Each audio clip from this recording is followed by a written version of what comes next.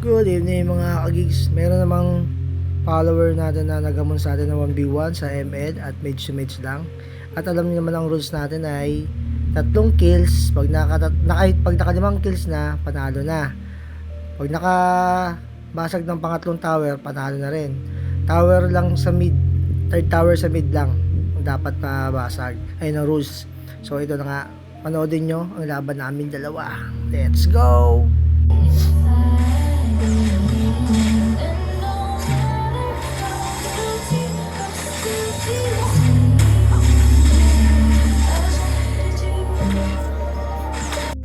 At ayun na nga mga kagigs, sa pansin nyo, nakatakas pa siya.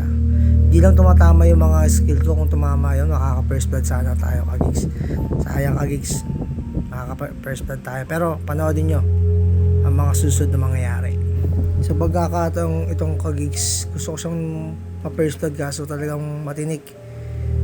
Mailap siya kaya hindi ko siya magawa first blood. Pero gagawa tayo para ma-first blood siya. Hey Google. Hey Google. Okay na?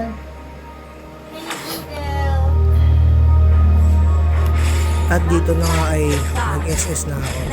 Sakto naman, nag-level 4 siya kaya nakapag-SS siya. Nakatakas siya. Ang galing, sakto. At sumabay yung tension ko, yung nakakagigil doon, sumasabay na ako.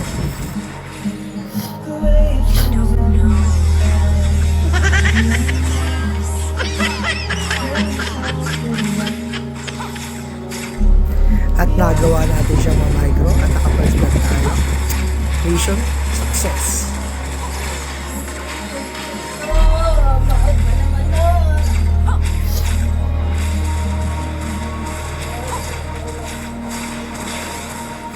Pamassage na lang tayo. Oo, sakit ang katawan ko eh. At ito yung aking inaasahan na alam ko nakatago doon kaso hindi ako nakatakas. Kaya yun, aray ko po.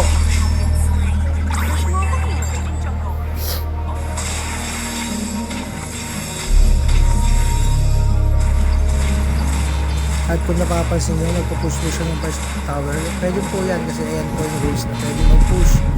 Yan. At pwede rin mag-get yung third tower na.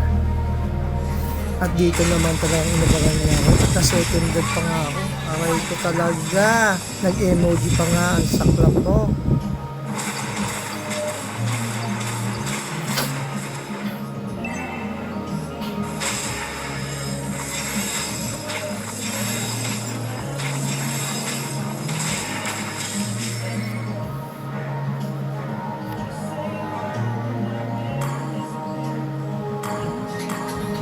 At eto na nga kagis, sa buhay na ako. At ayun, assistan ko yung kagis para bawasan agad ang buhay niya.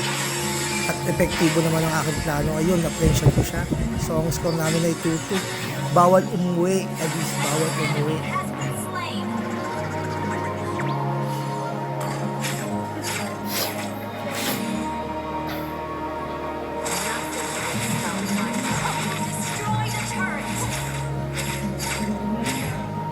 At dito sa pagkakataon na to, ako'y nagulat at siya'y nakailag sa aking SS at ginawa niya. Ito na nga. Ayan, nagkakakapaan na kami kasi alam namin na may dalawang isa't isa. Alam ko nasa likod siya dyan, kagigs eh. Alam ko tumasa sa may kanan kaya ito nagkabang ako sa kanya. At ito ang nangyari, kagigs.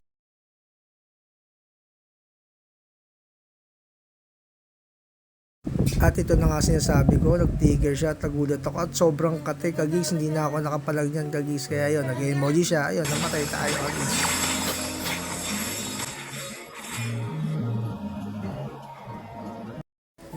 Nabuhay na nga ako kagigs at ako'y nagmamadali at dahil gusto kong pagganti, kaya ito ang gagawin natin mga kagigs.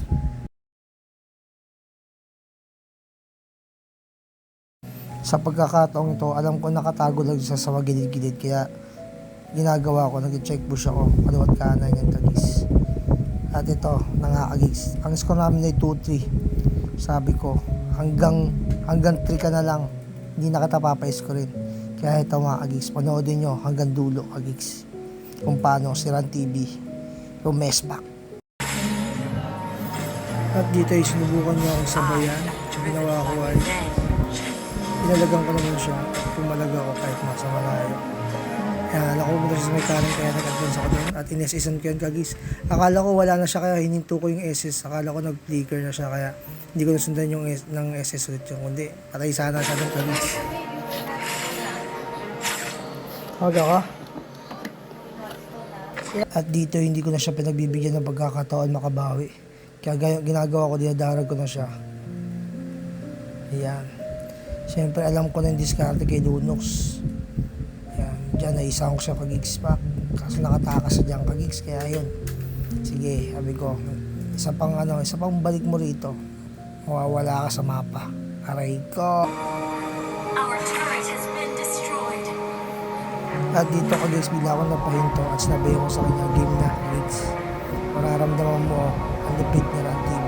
Lamang sadyang kagigs sa 3-2. Kaya ito ang plano natin kagigs. Panoorin mo yung kagigs. Hindi niya alam na sa plano ang lahat. Kaya ako nag-SS kasi alam kong gagamitin niya rin ang SS niya kasi sobrang katinan para sa atin. Ito na nga, na micro ko siya dyan kagigs. At ayan, lane shot, bagabag.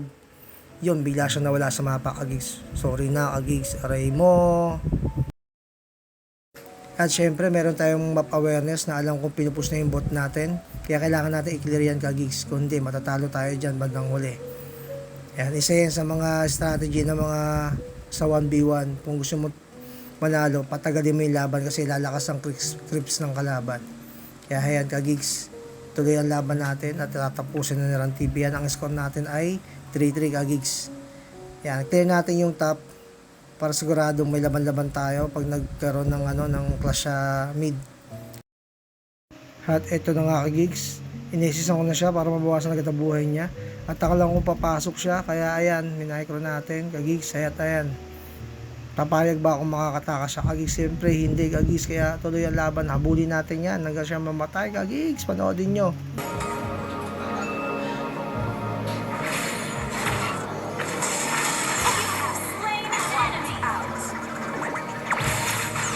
Ayun na nga sinasabi ko kagigs, hindi talaga pwedeng umuwi. Pag ako kalaban mo kagigs, hindi pwedeng umuwi.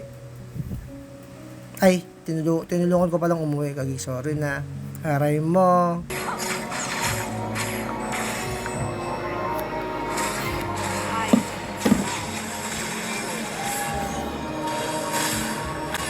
At dito na matatapos ang aming laban dahil pag nakalimang patay na, wala na kagigs.